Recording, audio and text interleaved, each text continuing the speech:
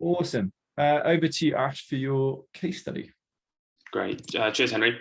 So I'll start off with the problem statement that I started the program with, and the thing that we were really thinking about solving is that people were bored.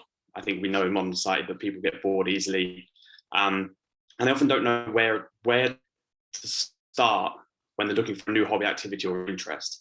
And so a few of the sort of internal beliefs that we kind of hypothesize people have is there are too many options. When people go looking for things, there's just too much out there. It's really hard to kind of focus on a few things when you're presented with so much.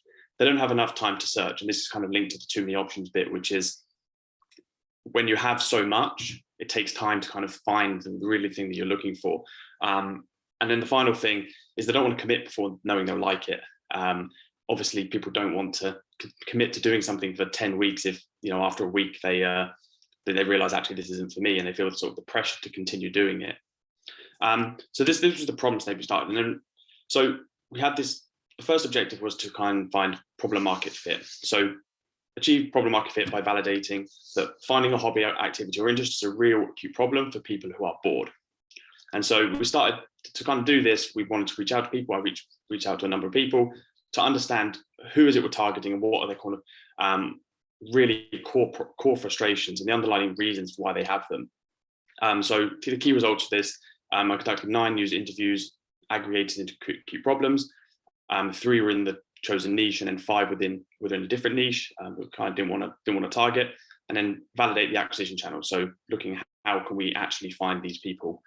So I looked into work, so through a professional network, Reddit, so complete strangers, and then Facebook, kind of a mix between people you really know closely and some more loose acquaintances. So from the discovery calls, at first I didn't really have a really solid understanding of who it was I needed to target. It was really easy to focus on sort of demographics rather than the psychographics. So I think you really want to get into is why, kind of how people feel in all of this stuff. So initially I just got these people and conducted the interviews, not necessarily knowing if they were the target group I wanted to focus on. So once I did the initial interviews, then started to kind of aggregate and group people into some themes. Some were just flat out a wrong niche that I didn't really want to target or didn't think I should target. One example was someone knew what they wanted to do. They just needed someone to give them the kind of kick up the butt to do it. And then there's the other side of things where people broadly know what they like, but they don't necessarily know specifically how to find it. So I spent a lot of time trying to figure out which niche I should target. And I kind of ended up through this on this group of people on the left-hand side, which is the group broadly know what they like. They have interests, they have things they might have done in the past, but they really struggle with finding the things that they want to do. And a few of the recurring frustrations that I sort of saw from and kind of got from the interviews was the location, timing of activities don't work. Again, they know the broad area, but they don't know the specific thing. This could be, I'm really into sport, but I don't know which sports that might be around me or, what they really involve. And then another one, as mentioned before, that they have this long financial commitment before, you join. You have to sign up for a 10-week course or 10-week program. And after a week, you're like, this wasn't that good. And you've wasted your money. From this, next slide, it was really about changing these frustrations into opportunities. So things that we could give to people, things that we might be able to change and address to really help them achieve the sort of desired state. And this is where the MBO comes in. So the MBO is minimal viable offer. And the offer is really about how can we take the people from their current situation. So in this case, it's bored, not really knowing where to start to look to things, to their desired situations, which is full of enjoyment and having something that they really, really like doing and they participate in. So from these opportunities, I worked to form this MBO statement. And I kind of went through a few iterations, and I've kind of kept my work in progress here. So I can kind of see the evolution of things and how I got to this sort of end state.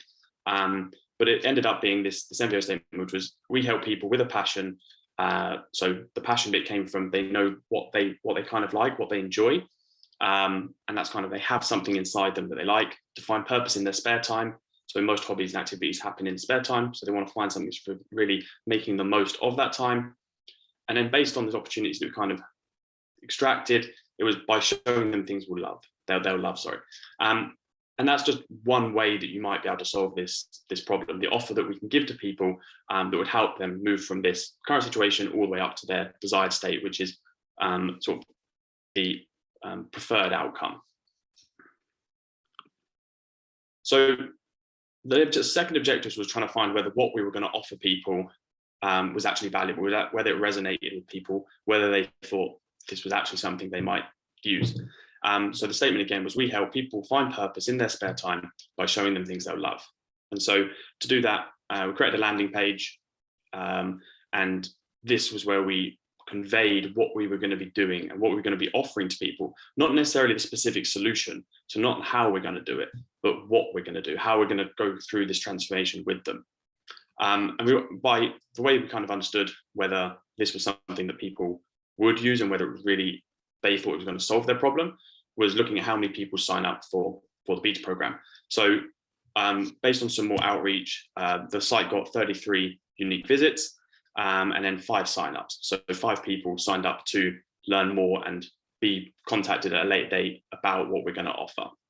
4 of these people were from the initial discovery calls that I conducted, and then 1 person was from cold outreach through Reddit, actually. And the next bit is kind of really trying to understand within the market, within the what's already out there, what other people are offering. How can you differentiate yourself? How can you not create something which is just marginally better than the competitor, but actually something that's really different and really addresses the problem in a slightly different way and really attacks the core value what the user will get. And to do this, we use the Blue Ocean Strategy Canvas, and it really what it did for me was it allowed me to kind of start conceptualizing, really thinking about who are our competitors. And obviously these are not always things that you might associate with it. So in this space, the most obvious one is Meetup.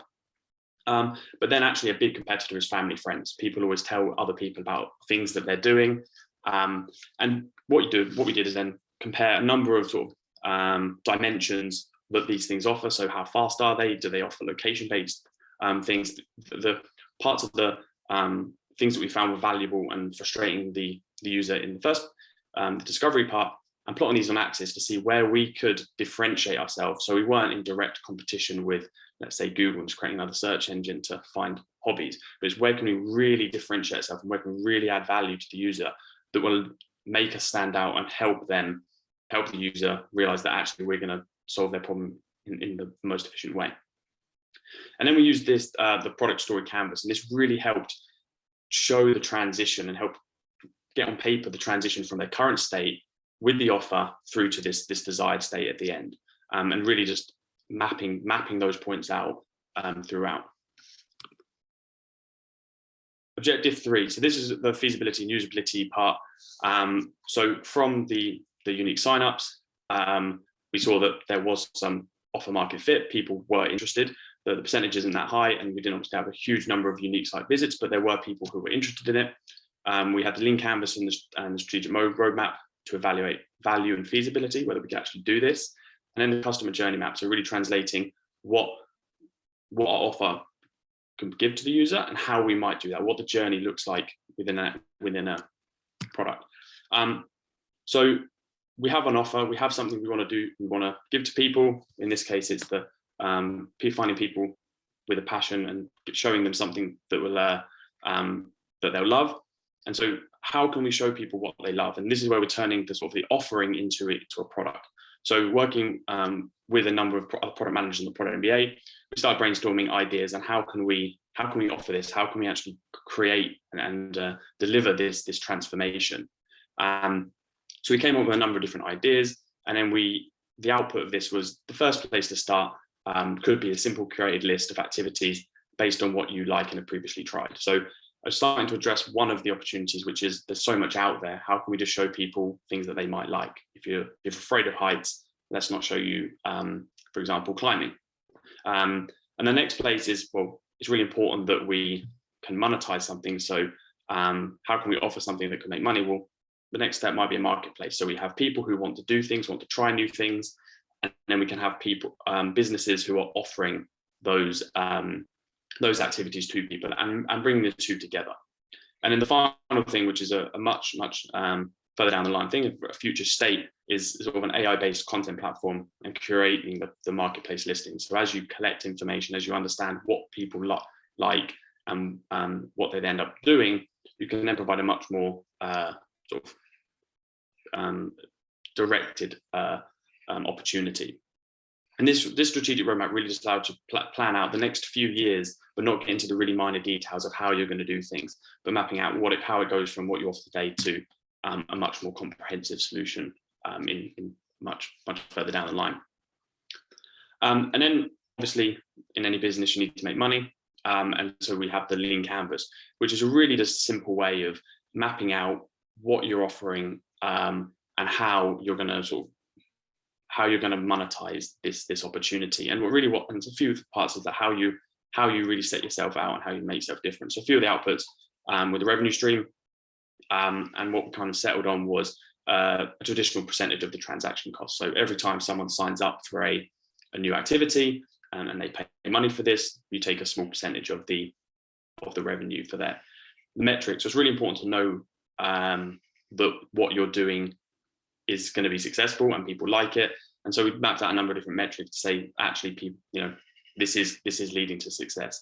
And a really important one is how we actually what other channels might we use to find people. So how are we going to acquire more users? It's all good creating a nice offering, but if you don't address it in the right channel and offer it in the right channel, then unlikely you're going to be successful. So mapping out here what channels we might be able to use to attract more users. And then from this, we created the customer journey map. So this is where we go through the different phases of the journey to take you from this state where you are now through to the end, and mapping out each individual step that the user will take, and the feeling and the emotion they have going through it to get to this end state. And the journey map really just helps you kind of segment the different parts of the journey. It's at first, just with the offering that you have, it's very conceptual, and this is where you really just hone in and say, what individual things, what steps does the user need to take to get to this journey? And pairing this with then, trying to turn it into an actual product, take the journey map and convert this into some wireframes to really, again, just transform what you're doing into something a little bit more tangible. So through a number of different wireframes, taking that customer on the journey and getting them to this sort of desired outcome that they have. So now we have a product in mind. We have some way that we might want to offer it, and we have this objective 4, which is the product market fit. So the key results were build a no-code prototype, and I chose Bubble to do that. I only got the user testing with 2 users done, and then achieved a product market fit score of greater than 1. As there was only 2 users, it's not statistically significant. And so from the wireframes that I'd created, set out to create a number of new screens that allowed you to sort of take the user on that journey. So starting here in Bubble, a way to select and filter content based on pictures, using a number of sort of bits of inspiration I found online. This is a way where the user selects on an image, and this is used as a filtering criteria for an activity at the end. Once they select a number of different pictures, they're then presented with the opportunities that they might like based on that initial preference. And then obviously they want people who are interested in doing something, want to learn a little bit more about it. So what we did was give them a little bit more information and a few different ways to do that, both in text, and then if it's a new activity they're not aware of, a video might give them that slightly more rich understanding of what's happening. And then a few sort of key bits of information which are really relevant. So the location, as I said at the beginning, is really important, duration, price, and then a few things such as physicality, socialness, because they're the sort of parameters that we were thinking about filtering on. And then obviously you want people to book, and then taking them through to a simple booking page where they can select a date and time. So feeding the results of the usability test that I did into the product market fit engine, we've got the results of how do you feel if you can no longer use spare time. And obviously I had a small sample, but 50% said very disappointed, 50% said not disappointed. So one said very disappointed, the other not. What type of people do you think would benefit most from spare time? And people saying that people have moved to a new city. So Slightly different from maybe the initial discovery that we did and the users we focused on, but people who move to a new city who don't necessarily know what's available and have a friends network that they might traditionally have tapped into. What is the main benefit you receive from spare time? And a couple of things that were said were quickly filtering the possible options, and then the location-based results. Obviously, I'm not really interested in activities that are not happening where I am, because I might not be able to do them. And then how can we improve spare time for you? More activity results. So having obviously it's a prototype, but it was a pretty minimal set of results that people get, and then better filtering. So what they select, giving more specific results at the end.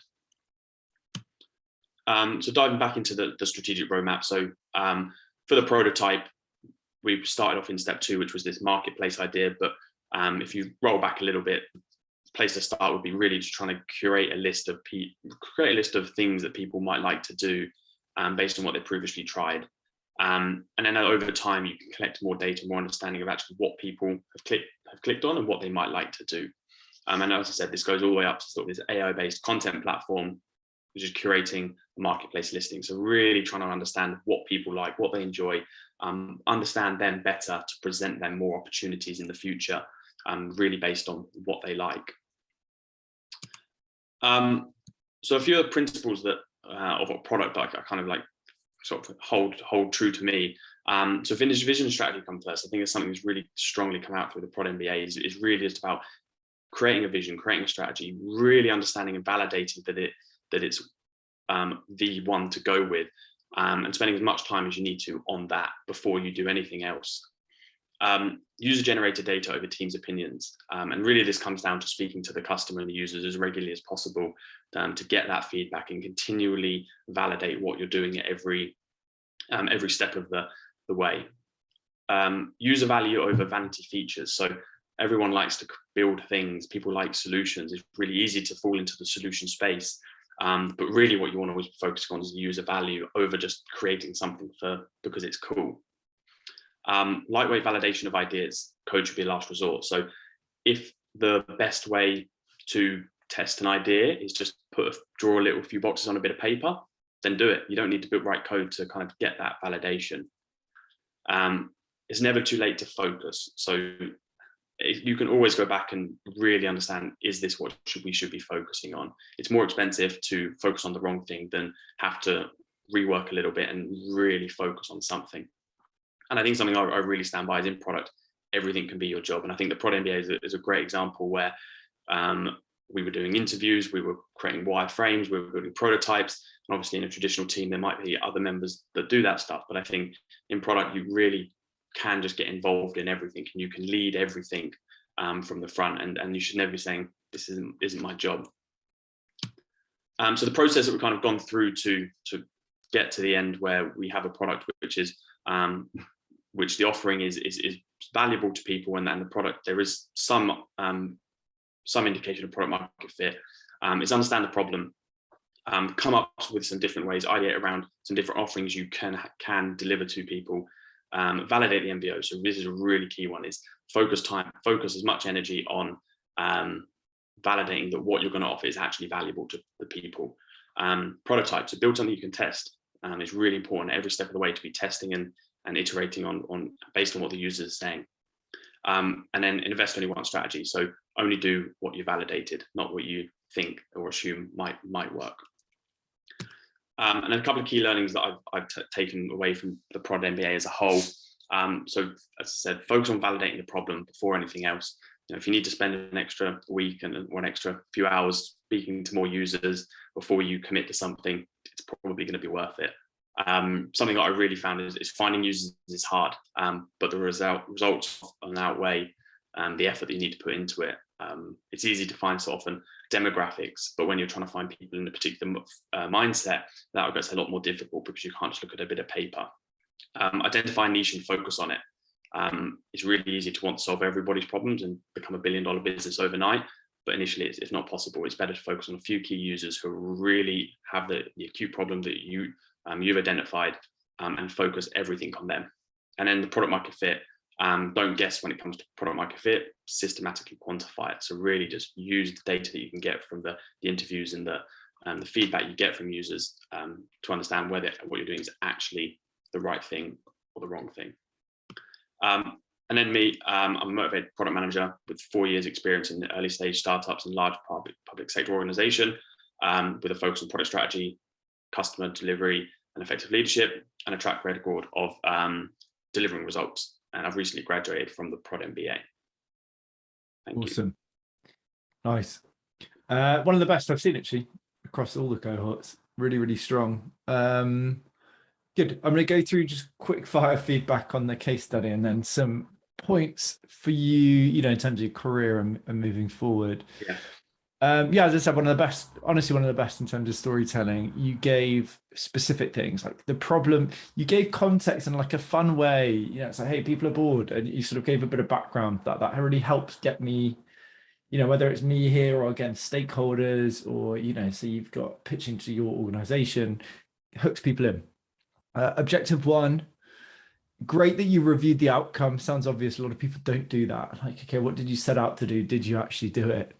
The explanation was excellent as well. You didn't just go like, and then we validated acquisition channel. You put it in simple terms. That, okay, well, how do we actually find these people? We looked at work, Reddit, Facebook, etc.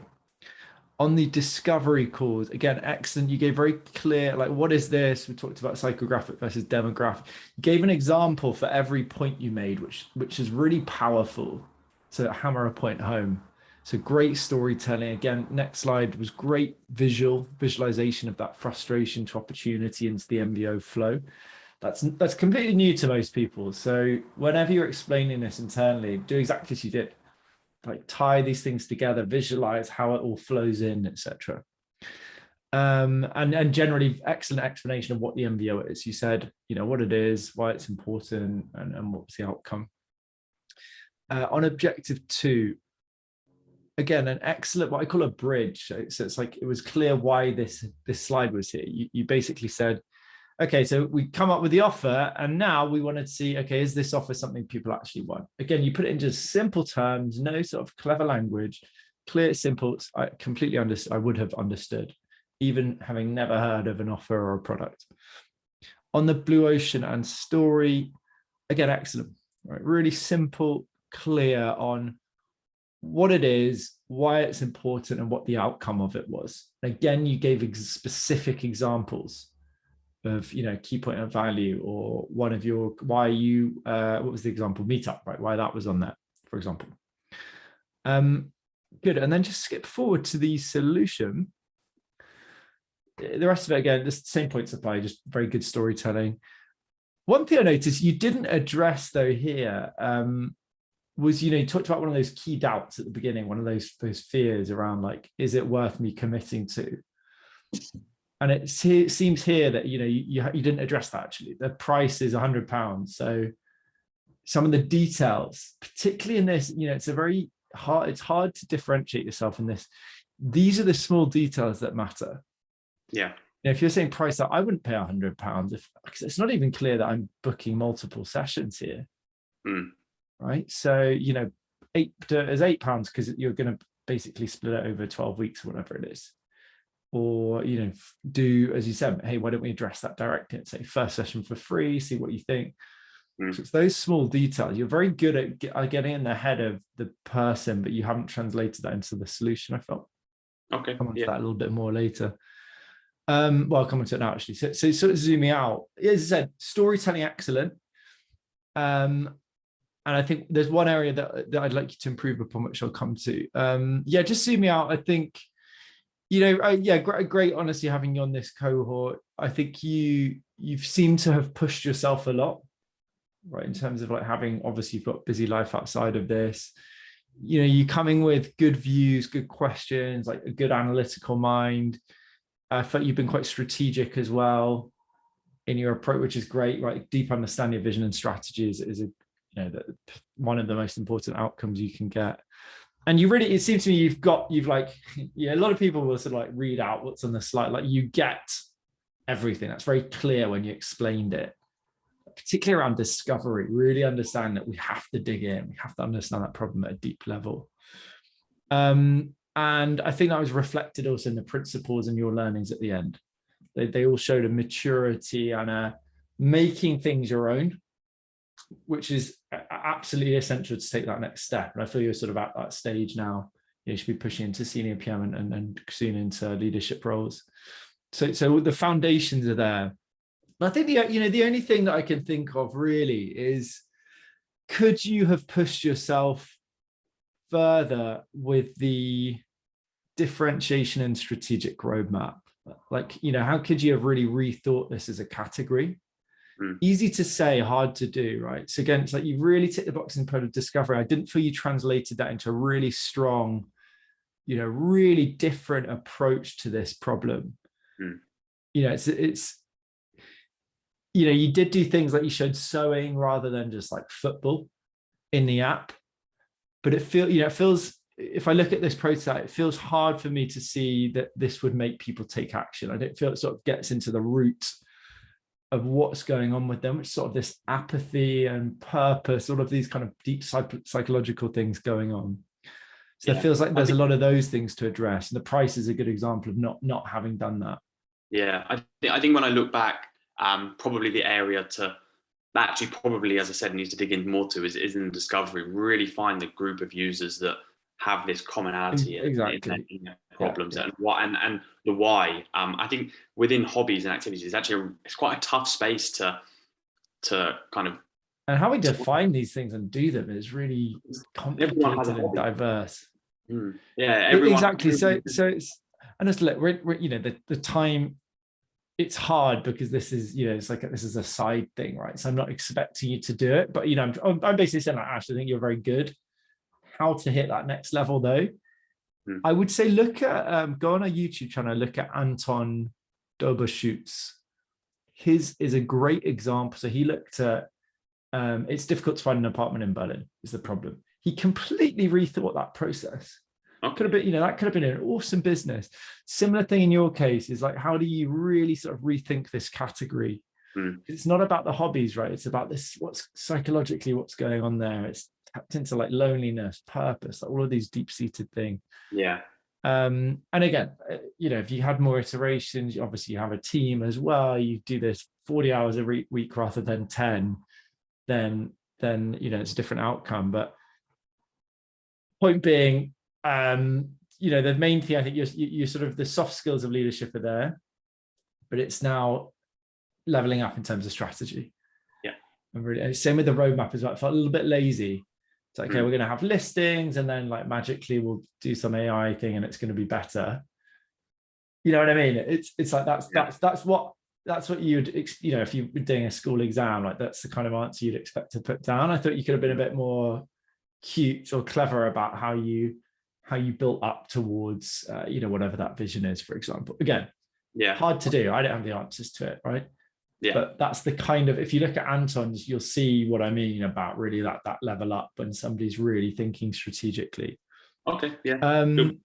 But yeah, no, absolutely not to draw away. Great presentation. I thought your contribution was great. I just think that's the thing that's going to take you to the next level. Yeah. Okay. Yeah. Good. Do you think that's fair? Yeah, absolutely. Okay, good. But yeah, honestly, great having you on the program. I will hopefully, are you going to come to London meetup? I haven't looked at the date, but potentially yes. Okay, well, hopefully see you there. If not, I'm sure I'll see you at one of the future events as well. Yeah, as I said, great fun having you, Ash, on the program, and I'm sure we'll speak soon as well.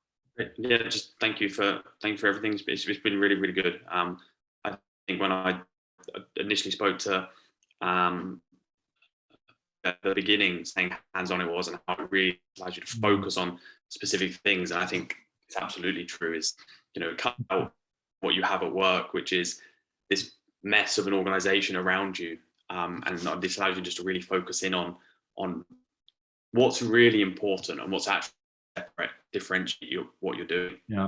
So yeah, just this. Thank you. No, great. And ultimately now it's about putting it into practice, right? And whatever roles you find yourself in, and again, like, don't think that this is like, okay, this is the kind of thing you just do in a startup. Like, absolutely not. That focus has to be something you bring into any product you're working on. Yeah, I think the only thing that I'm struggling with is a little bit is like how to do it in my current role. Because it's an internal product, the dynamics are very, very different. I don't need users. I have a group of 5-10 people that if I go use this, they have to use it, because it's kind of it's quite a unique environment. But you still follow that discovery process there, and I think it's you obviously not going to be sort of strategic in that context, but again, it's like you're ready now for whatever that next role might be in future, right? You've got that playbook essentially to put into practice. And that's really what I want. My goal in the next sort of awesome. That's find great. that next role and really kind of leverage everything I've done in the course to really kind of like expedite and put further. No, the case study, as I said, was very strong. So I think if you do that in any interview further down the line, then you come across as a really strong product manager. Cool. Awesome. Thanks, Henry. Nice. Well, look, sorry, I'm just going to